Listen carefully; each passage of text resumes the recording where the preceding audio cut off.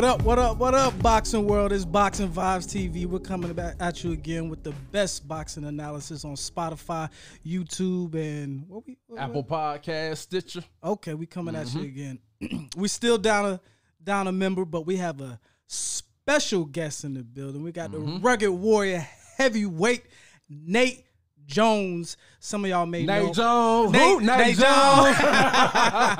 Some of y'all may know him. Y'all may see him around with Mayweather, but he is a fighter, a very good amateur. So give it up for Nate Jones. What's up, everybody? What's up? Hey, okay. Now, Q ain't here, so we got to tell him what to do. We got to tell them what to do. All y'all listening, watching, please like, share, subscribe. Do that. Support the movement. Do that. And I think you got a little something to do, man. You know, we got a tradition. You know, it's a tradition here on Boxing Vibez TV podcast that we always have a quote of the pod. Let them have it. All right? And this week's quote of the pod is, "You don't know shit about boxing." 100%. Floyd Jr. And that's none other than the pretty boy himself, the money man. All right, so we're going to go ahead and we got a little sponsor to kind of kick it to. So go ahead, Jay, you get him. And matter of fact, this is sponsored by the Nate Jones Foundation. So please reach out if you want to collab on helping out with the community. Please reach out to the Nate Jones Foundation. I'll let you go ahead and plug. Yes, sir. Nate Jones Foundation, man. Help me out. Nate Jones Foundation. Giving back to the kids of Chicago. Showing them that life is bigger than killing and doing positive things in their life. Yes, sir. Definitely need that. So you want to go ahead and jump off the questions? Yeah, I'll go ahead and we're going to put you on the hot seat, all right? I'm ready. We know you did your thing as a heavyweight, the Golden Gloves, all right? So tell us, from someone who had an amateur background and you were very, very extremely successful, and let us know, what are your thoughts these days in boxing with these highly regarded, highly touted fighters who are up here with 300 and so amateur fights, and they come in, get title fights right out the gate. Title fights, right out the gate. Up. So how do you feel about that compared to your fighters who they get the amateur experience, but then they come in and work their way up the pro ranks? So what are your thoughts on that? Well, my thoughts are that you can be in the amateurs too long. Okay. And it shows, because Floyd Mayweather only had maybe 76 amateur fights. And look at his career. Right. And he still fight now. I think the 300 or 400 fights is almost too much. I had 285 fights, and I think that's about too much. Okay. I would say over 150 is too much. Okay. I think 150 is the base.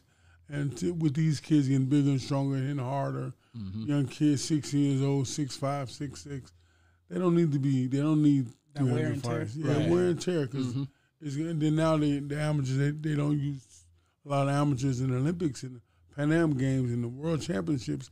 They don't wear hair gears. Right. I don't like that. I think amateurs should stay in hair gears. Amateurs shouldn't have more than 150 fights. That's the limit. And they have a longer professional career like Floyd. Okay, makes sense. Most definitely. Well, you want to keep going?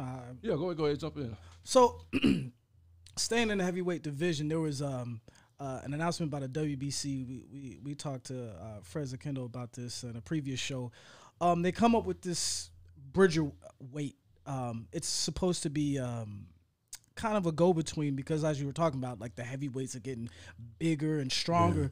So it's supposed to be I think the limit's 224? Yeah, right? 224. So how do you feel about that? I mean, a couple of weeks ago, was it 3 weeks ago, we heard Mayweather's comments as far as there being too many belts.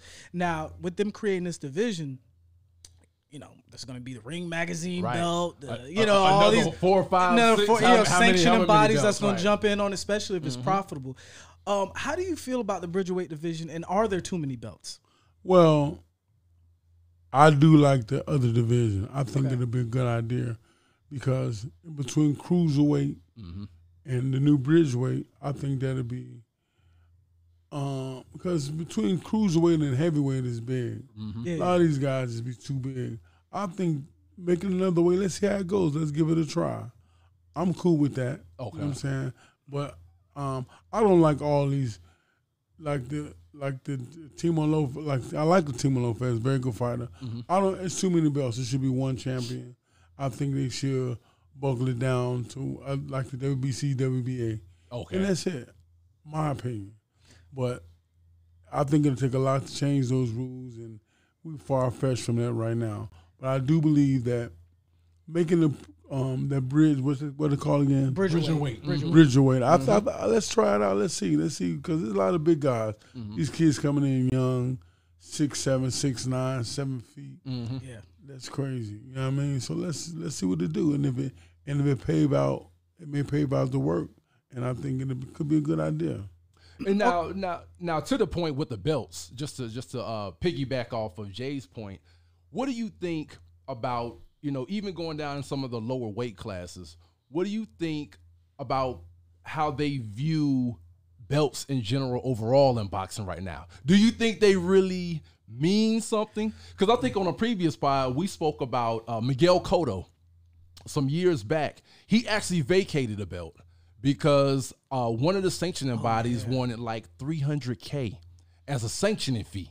So he said, hey, man, y'all can have that back. You know what I mean? I know who I am. I'm Miguel Cotto. That belt doesn't validate me. So tell me, do you feel like a belt these days really validates a fighter, or it's kind of just a nice trophy? What's your thought on belts? To me, I think it's another way of getting a sanction fee. I think they should break it down. I think the sanction fee should not be as much as it used to be. And I think they should WBA, WBC, and IBF. That's it. Okay. That's what I grew up knowing. And maybe the WBO, but it shouldn't be no more the WBU and franchise champion. Right. Franchise champion. Right. And a super champion. That's just too much.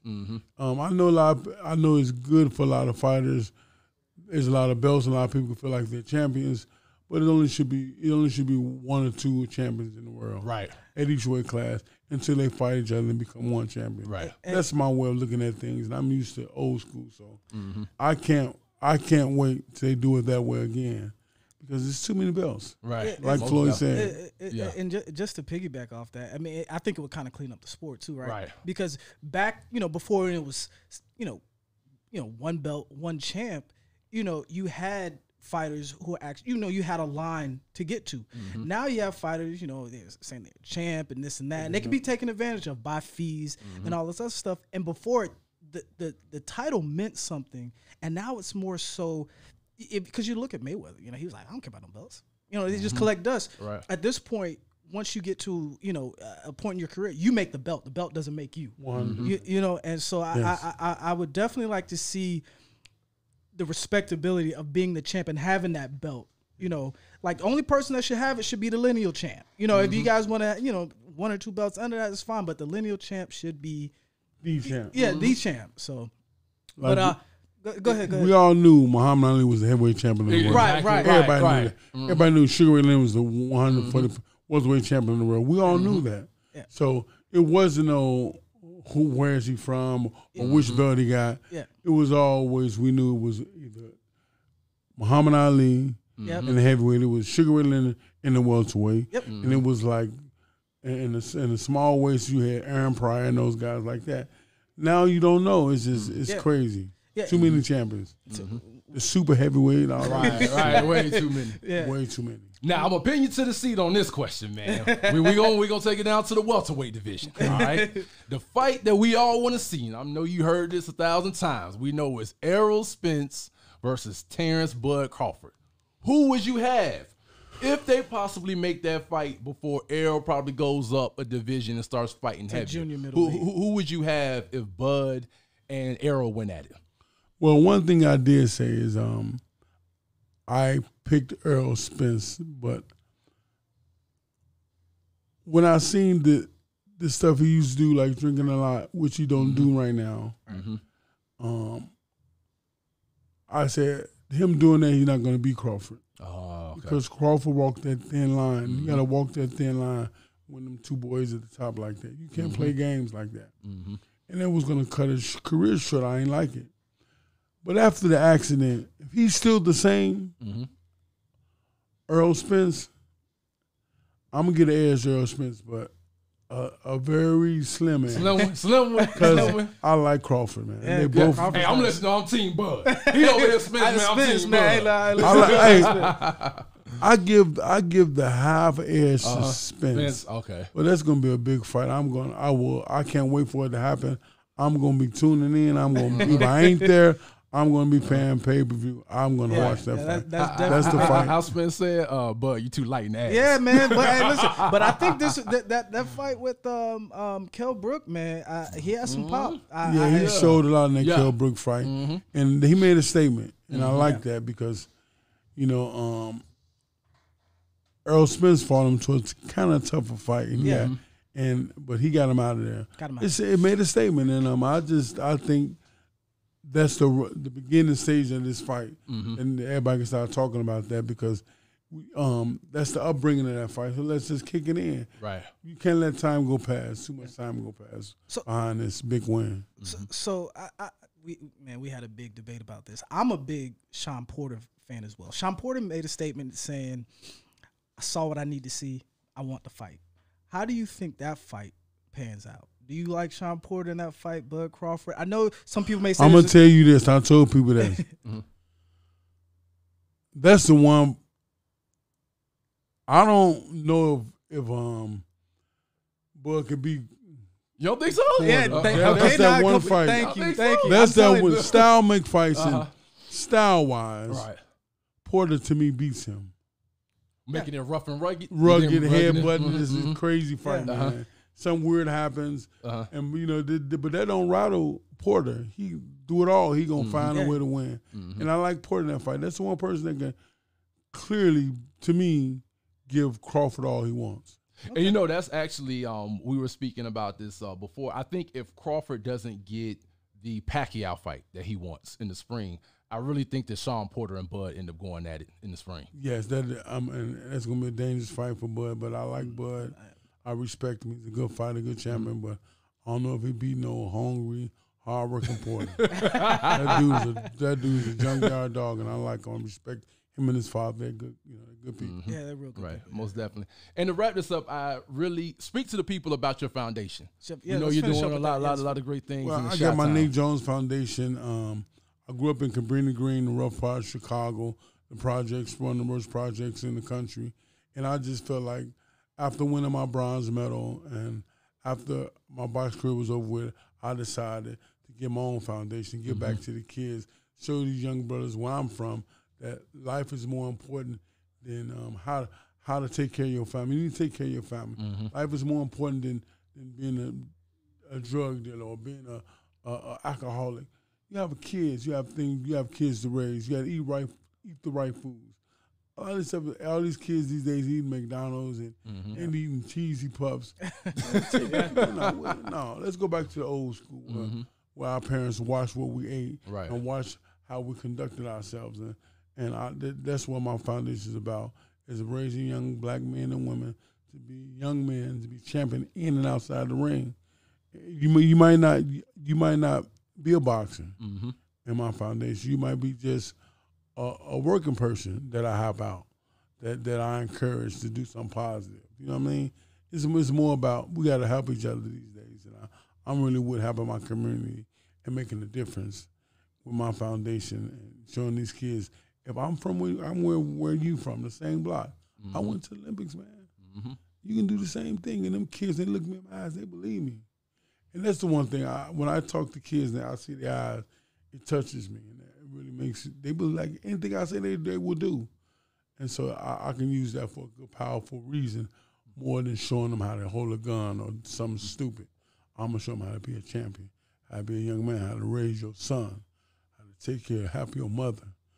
You know what I'm saying? That type of stuff. That's important to me. Well, definitely, man. We appreciate you, man. We support you, Nate Jones Foundation, man. Thank you so much for coming on.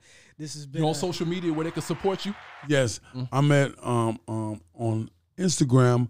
I'm at 96 Nate Jones, and at on Facebook, I'm at Nate Jones. Nate Jones. So check me out, man, and come out to Chicago, and if look me up. We coming. We gonna be my gym is ABC Boxing Club. ABC. It's on the west side of Chicago. Look it up. Come out there and get up with me. I can help you out as far as teaching the boxing game or just being a friend or being a mentor. Come check me out, Chicago. All right, appreciate it. Nate Appreciate Jones, that. everybody. Appreciate Thank you so much for Who? coming Nate Jones. Nate Who? Jones. Nate Jones. Hey, Nate Jones. Thank y'all, brother. All Appreciate right, I it. appreciate it. Thank you. All right, thank you so much, man. Now it's time to go eat. Now, Go ahead. Appreciate you, brother. Bye-bye.